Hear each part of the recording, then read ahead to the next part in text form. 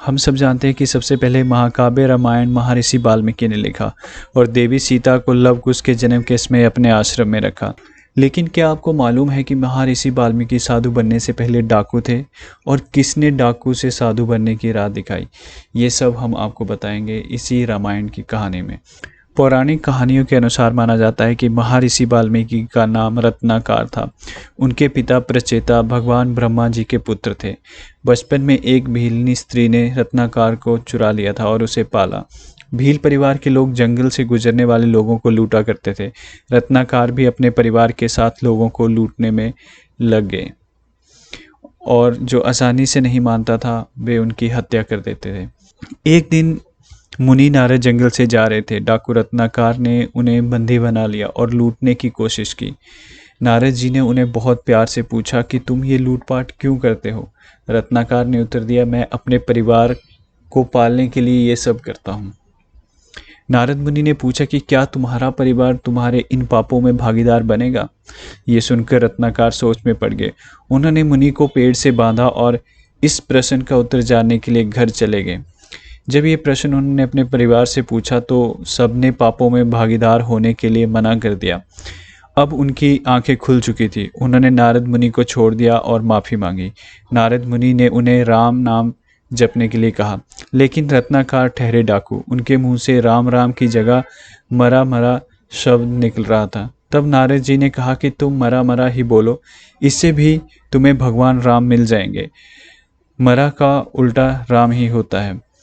जाप करते हुए रत्नाकर तपस्या करने लगे। वे तपस्या में इतने लीन हो गए कि दीमक ने अपना घर उन पर बना लिया। ब्रह्मा जी उनकी तपस्या से खुश हुए और उन्हें दर्शन दिए। ब्रह्मा जी ने रत्नाकर के शरीर पर वाल्मीकि देखकर उनका नाम वाल्मीकि रखा। ब्रह्मा जी ने वाल्मीकि को रामायण लिखने के लिए कहा। महर्षि ने एक पक्षी जोड़े को देखकर संस्कृत में श्लोक बोला। वे खुद आश्चर्य में पड़ गए और उनको आश्चर्य में देखकर नारद मुनि प्रकट हुए और बोले कि ये आपका पहला संस्कृत श्लोक है, आप रामायण लिखनी शुरू करो। पहले संस्कृत श्लोक के बाद महर्षि वाल्मीकि ने संस्कृत भाषा में रामायण लिखी और वह रामायण वाल्मीकि रामायण कहलाई। वाल्मीकि संस्कृत रामायण के प्रसिद्ध रचयिता हैं और जो आदि कवि के रूप में प्रसिद्ध हैं। उन्होंने संस्कृत में रामायण की रचना की। महर्षि वाल्मीकि द्वारा रची रामायण वाल्मीकि रामायण कहलाई। रामायण एक महाकाव्य है जो कि श्री राम के जीवन के माध्यम से हमें जीवन के सत्य व कर्तव्य से परिचित करवाता है। आदि कवि शब्द आदि और कवि से बना है। आदि का अर्थ होता है प्रथम और कवि का अर्थ होता है काव्य का रचयिता। वाल्मीकि ने संस्कृत के प्रथम महाकाव्य की रचना की थी जो रामायण के नाम से प्रसिद्ध है। प्रथम संस्कृत महाकाव्य की रचना करने के कारण वाल्मीकि आदि कवि कहलाए। रामायण में वाल्मीकि ने 24,000 श्लोकों में श्री राम उपाख्यान रामायण लिखी। ऐसा वर्णन है कि एक बार वाल्मीकि एक पक्षी के जोड़े को निहार रहे थे। वह जोड़ा प्रेम लाप में लीन था। तभी उन्होंने देखा कि बहेलिये ने प्रेम मगन पक्षी के जोड़े में से नर पक्षी का वध कर दिया।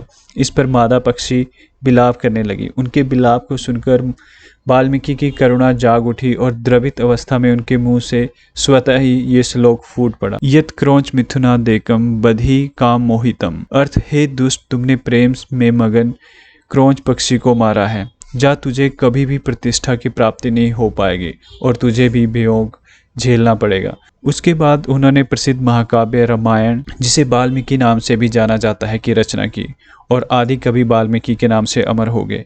अपने महाकाव्य रामायण में उन्होंने अनेक घटनाओं के समय सूर्य, चंद्र और अन्य नक्षत्र की स्थितियों का वर्णन किया है। इससे ज्ञात होता है कि वे ज्योतिष विद्या एवं खगोल विद्या में भी ज्ञानी थे। महर्षि वाल्मीकि जी ने पवित्र ग्रंथ रामायण की रचना की, परंतु वे आदि राम से अनिभज्ञ रहे। राम राम सब जगत बखाने, आदि राम कोई बिरला जाने।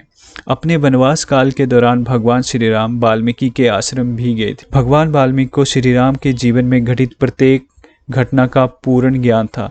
सतयुग, त्रेता और द्वापर तीनों कालों में वाल्मीकि का उल्लेख मिलता है। इसीलिए भगवान वाल्मीकि को सृष्टिकर्ता भी कहते हैं। रामचरितमानस के अनुसार जब श्री राम वाल्मीकि आश्रम आए थे तो आदि कवि वाल्मीकि के चरणों में दंडवत प्रणाम करने के लिए वे जमीन पर डंडे की भांति लेट गए थे और उनके मुख से निकला था, तुम त्रिकालदर्शी मुनिनाथा, विश्व बदर जिमि तुमरे हाथा।